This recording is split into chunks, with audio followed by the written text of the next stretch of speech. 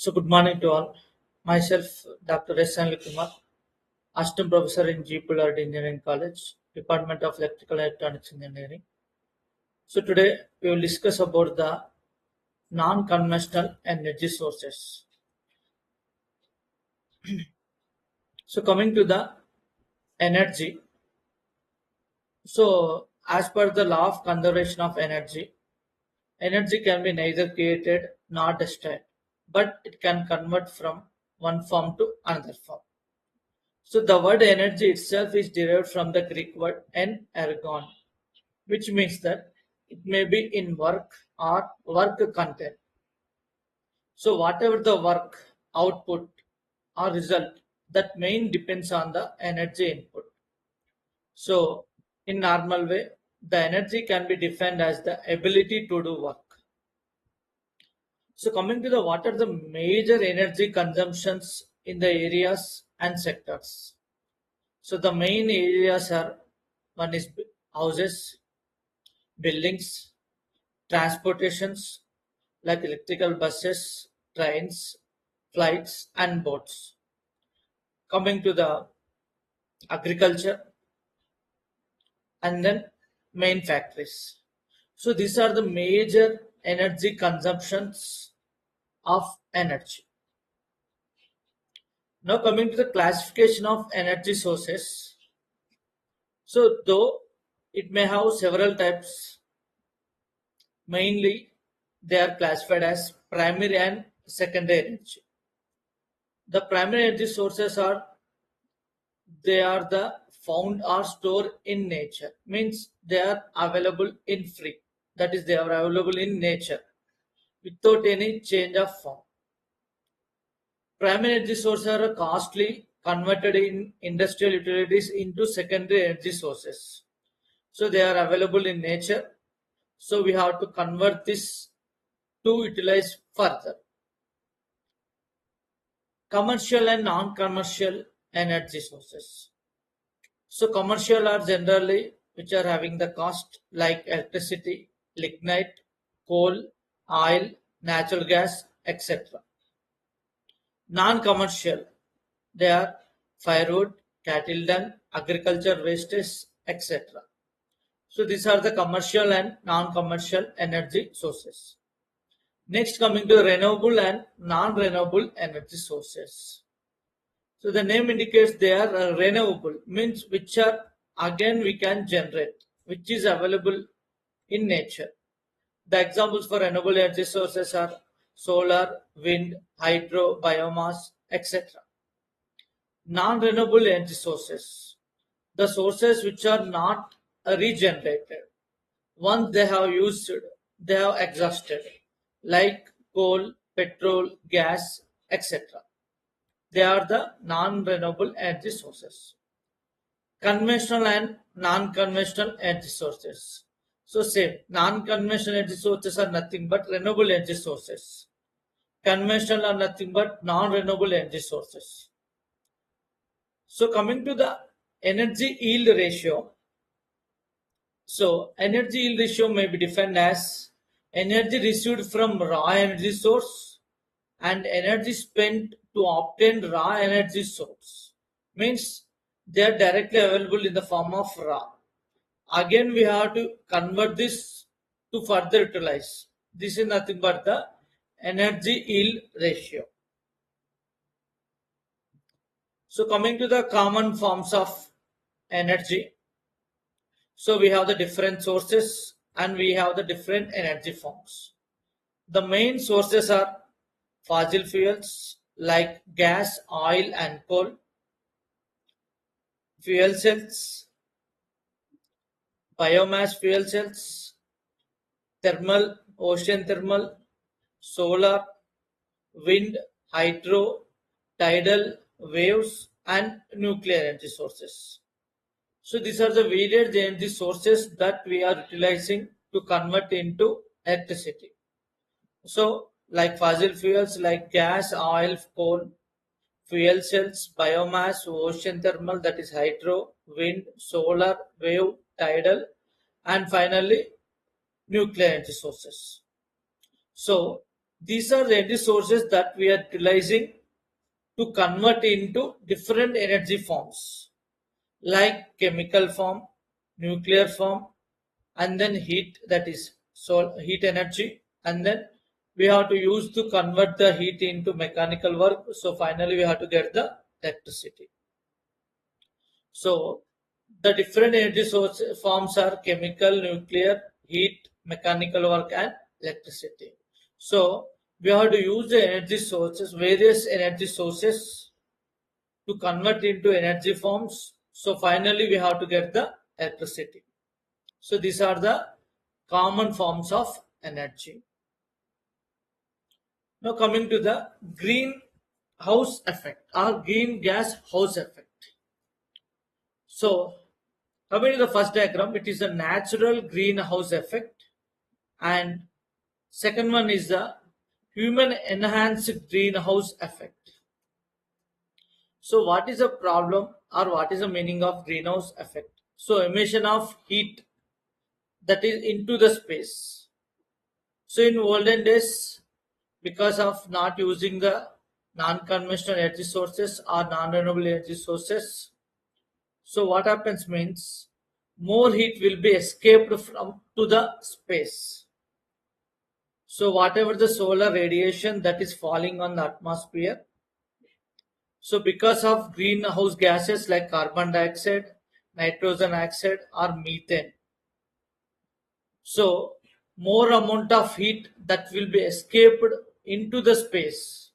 So whatever the heat that is coming to the earth or atmosphere, so more of this heat will be escaped into the space.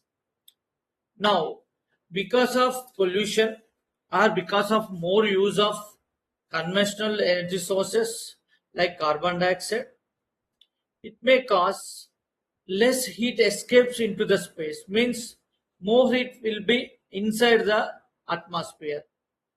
So because of more re-emitted heat, it may cause more greenhouse gases that will be released like carbon dioxide, methane, nitrogen oxide, so that because of this human enhanced greenhouse effect, less heat will be escaped into the space, so that more heat will be absorbed by the atmosphere, so that it gradually increasing the temperature of the atmosphere.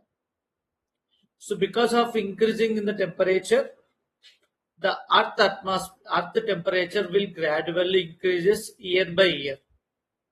That is a greenhouse effect.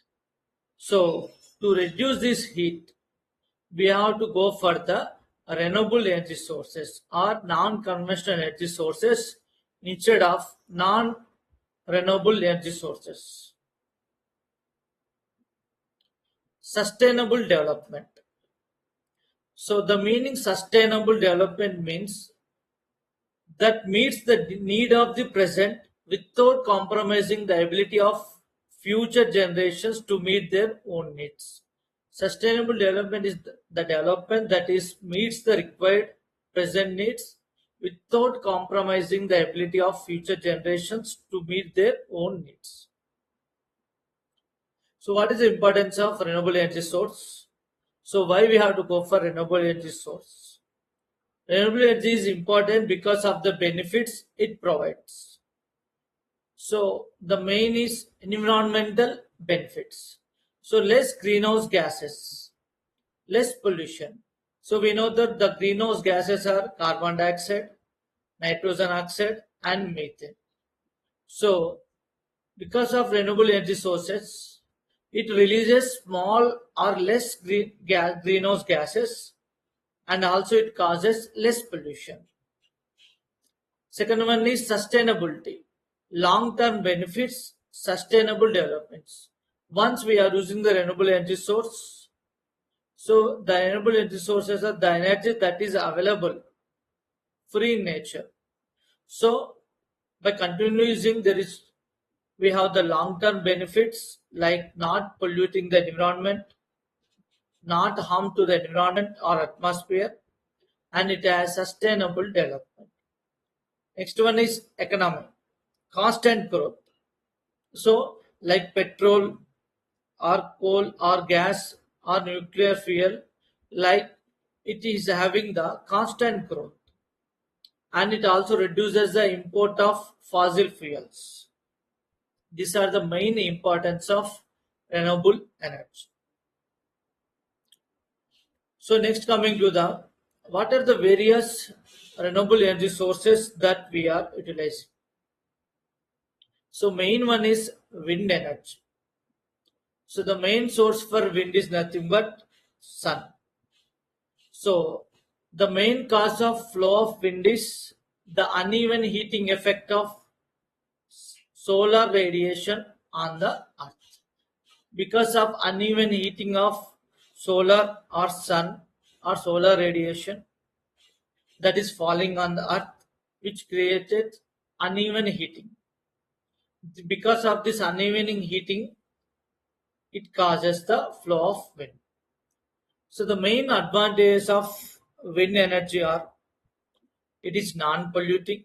Why? Because we are using the wind, which may not produces any gases, which won't releases any gases. Low cost production of electricity. It is safe and clean. Coming to the disadvantage, noise pollution. So we have to install a large mechanical conversion equipment like fans or windmills, which creates a lot of noise. Windmills are costly to set up. It disturbs radio and TV reception and harmful to birds. These are the main disadvantages of wind energy. Coming to the solar energy, so the main source for solar energy is sun. It is inexhaustible, that is available in free in nature. It won't create any pollution or it won't releases any harmful gases into the atmosphere. Disadvantages. It is expensive. It is a diffused source, so gets wasted. We know that source. Coming to the main disadvantage of solar energy, so sun is available in the only morning session and afternoon. So at night there is no availability of sun. Means the sun is not available throughout the day. That is the main disadvantage of using the solar energy. Next one is tidal energy. Tidal energy advantage of it is non-polluting, inexhaustible. Disadvantages are it destroys wildlife habitat, difficult to harness. Non-conventional sources of energy. The non-conventional energy sources are nuclear energy, biogas, geothermal energy. Nuclear energy advantages are it emits large amount of energy. A small amount of nuclear will release a large amount of energy. A small amount of nuclear fuel, that is generally uranium or thorium, a small amount of nuclear fuel gives more amount of energy. That is the main energy of nuclear energy. Coming to the disadvantage, it generates radioactive wastage. It is so expensive. That are the main disadvantages of nuclear energy. Coming to the biogas. Biogas advantages are it is having the low cost, it is easy to operate, makes use of bio waste. The disadvantages of biogas are it causes greenhouse effect. That are the main disadvantages of biogas. Geothermal energy. The main advantages of geothermal energy are it clear, clean, eco-friendly and always available. The disadvantages are located far away from cities and so costly to transport the electricity. So these are the various sources that generates the electrical energy that are wind energy, solar energy, tidal energy, nuclear energy, biogas and geothermal energy.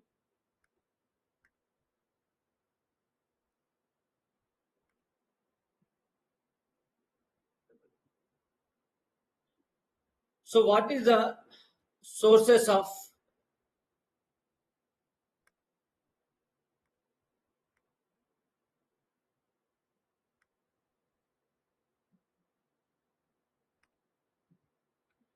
So various aspects of energy conservation. So we have to consider various aspects for energy conversion. In that one, economic aspects. So mainly the cost. So reduction in cost of product, new job opportunities. Environmental aspect. So we have to reduce the emission of greenhouse gases so that may not pollute to the atmosphere or to the environment. Conservation of non-renewable energy aspect.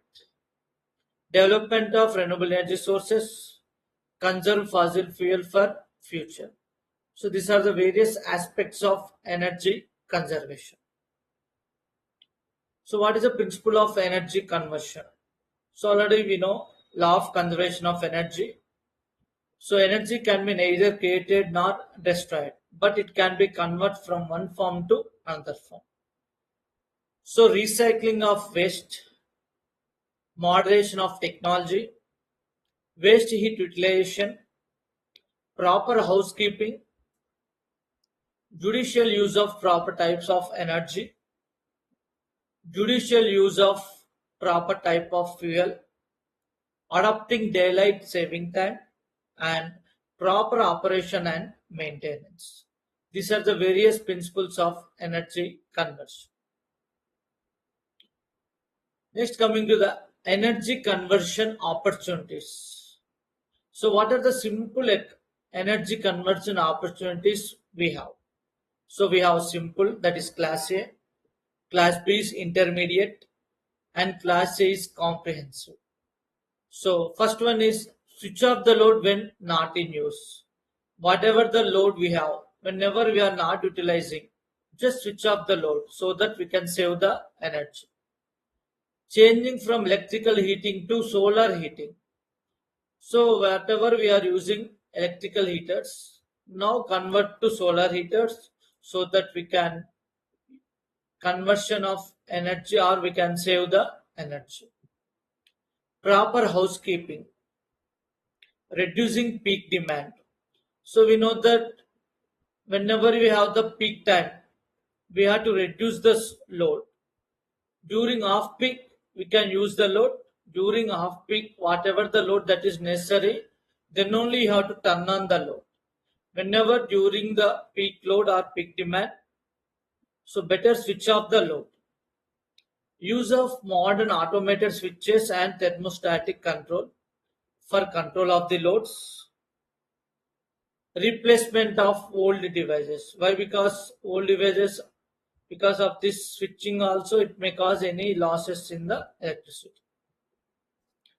Class B is intermediate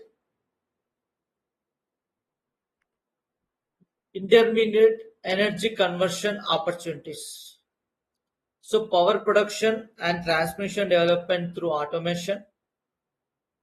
Class C is comprehensive energy conversion opportunities, means plant and manufacturing industry modification. So this comes under the comprehensive energy conversion opportunities. So coming to the solar geometry, a solar is nothing but a sphere of hot gaseous matter, which is having a diameter of 1.39 into 10 power 16, 10 power 6 kilometers, whereas Earth diameter is 1.27 into 10 power 4 kilometers. Rotates about its axis. It takes 27 Earth days as its equator and 30 days at polar regions. The Sun has an effective black body temperature of 5777 kelvins. That is, it is the temperature of the black body radiating the same amount of energy as does the Sun. So the mean Earth and solar distance is 1.5, almost equal into 10 power 8 kilometers. So these are the solar geometry that we have discussed earlier. So convection zone, chromosphere, photosphere, radiative zone, core, and corona. So this is the geometry of the solar and various zones that in the solar. So the sun as a source of energy. So whatever the sun that radiating, we can utilize it may be a light energy or we can use as heat energy. So we can use the solar energy as a light energy, that is photons, and heat energy. So light is conversion to electricity by photovoltaic cells, that is PV cells. Light provides energy for photosynthesis like plants which produces the food by photosynthesis. Heat energy, so direct use of heat for solar heaters like heating and cooking. So we are using the solar heaters, solar cookers directly from the solar cells. Heat causes wind, tides, ocean waves.